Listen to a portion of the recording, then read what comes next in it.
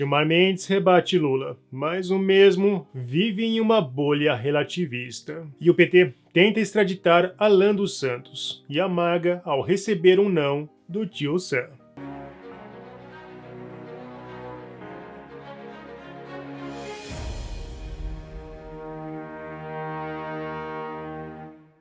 Após Lula afirmar que o conceito de democracia é relativo ao se referir a Maduro, o ministro Gilmar Mendes afirmou no Twitter: "O conceito de democracia não é relativo.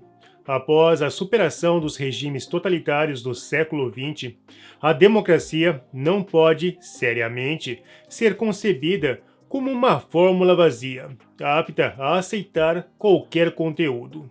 Não é democrático um regime político em que, por exemplo, o chefe do executivo vale-se do poder militar para subjugar Congresso e Judiciário, e para garantir a eliminação física dos cidadãos que ousem denunciar abusos ditatoriais. A realização de eleições em tal hipotético cenário jamais poderia afiançar o caráter democrático de um regime político.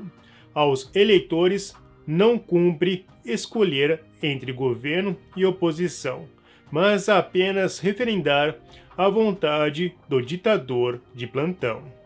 No Brasil, foi apenas após muito sangue derramado que a Assembleia Nacional Constituinte de 1988 adotou um modelo político democrático baseado em valores e princípios que não podem ser relativizados, como a separação dos poderes e os direitos fundamentais. A Constituição de 1988 exige que não sejamos tolerantes com aqueles que pregam a sua destruição e também demanda que não seja tripudiada a memória daqueles que morreram lutando pela democracia de hoje.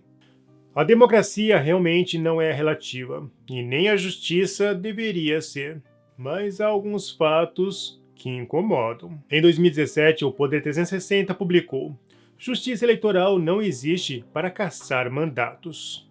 O presidente do TSE, Tribunal Superior Eleitoral, Gilmar Mendes, afirmou nesta segunda-feira, 19 de junho de 2017, que a justiça eleitoral não existe para cassar mandatos, quanto menos do presidente da República, mas para garantir a lisura das eleições e a transparência do processo. Palavras abstratas que poderiam estar na nuvem do mundo de Dilma Rousseff. Como é que, sabe, eu não entendi muito bem a história da nuvem. Estou aqui tentando apurar direitinho. Como é que uma coisa pode estar na nuvem? É muito simples estar na nuvem, não tem de provar. Que nuvem? Também devemos lembrar de outro fragmento, um comentário durante a tramitação do projeto de lei de abuso de autoridade. Gilmar manteve aberto o diálogo com os congressistas e, na época, afirmou: "É preciso que se respeite o Congresso Nacional, a política. Vamos abominar as más práticas, mas não se faz democracia sem política e sem políticos. Deus nos livre de um governo de juízes ou de promotores. Com os autoritarismos que vemos aí, teríamos não um governo, mas uma ditadura." É muita pena que, para juízes das cortes superiores, a lei de abuso de autoridade parece não ter efeito. Também não podemos esquecer da crítica que Gilmar fez à compra de votos, uma prática comum no seio da esquerda. A presidente Dilma disse que a gente faz o diabo para ganhar a eleição. E Lula disse: "Eles não sabem o que nós podemos fazer para ganhar a eleição." Agora a gente sabe o que eles podem fazer para ganhar a eleição, mas não na fraude da urna. Em outro campo, 50 bilhões de reais de déficit. É outro ponto difícil para a justiça eleitoral. Em seu Twitter, Bolsonaro publicou 3 manchetes. Líder da oposição nas pesquisas, Maria Corina Machado é inabilitada por 15 anos na Venezuela. Lula compara Bolsonaro à oposição contra Maduro. Ditadura da Venezuela torna opositores inelegíveis e sepulta perspectiva de eleição livre.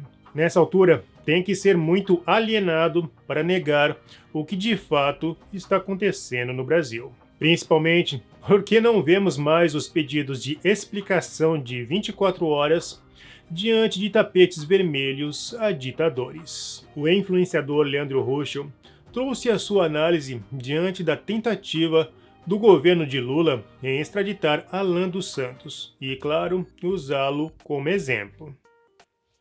Da Folha. Após a ordem de prisão, o Brasil acionou os Estados Unidos por meio do DRCI, Departamento de Recuperação de Ativos e Cooperação Internacional, e enviou pedido à Interpol para inclusão na difusão vermelha.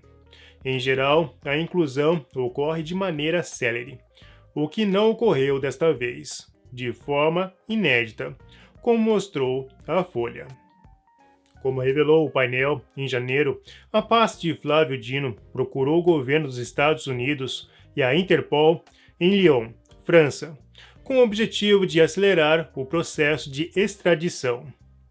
Desde então, no entanto, os trâmites não evoluíram e a percepção do Ministério é a de que um desfecho exitoso é improvável. Isso porque a maneira que os Estados Unidos abordam juridicamente o tema da liberdade de expressão, no qual se insere o caso do influenciador, é bastante distinto da maneira brasileira, comparativamente mais restritiva. Traduzindo, nos Estados Unidos ainda existe liberdade de expressão, garantida pela Suprema Corte. No Brasil, não. Mais do que isso, nem mesmo a Interpol aceitou a difusão do pedido de prisão, provavelmente porque considerou o caso como perseguição política, o que é vedado pelas regras da Polícia Internacional. A questão é, os progressistas continuarão vendados e defendendo pautas alienadas, esperando aí uma utopia, enquanto a anarquia e o autoritarismo ganham força? Quantas experiências erradas que ceifam vidas ainda precisam ser feitas? Só lembrando que a França manda um sinal de socorro. Bom, se você gostou desse vídeo, não se esqueça, você financia o trabalho do Verdade Política, então curta, comente e compartilhe. Clique no sininho para você receber as nossas notificações. E vamos continuar na luta em prol da verdade.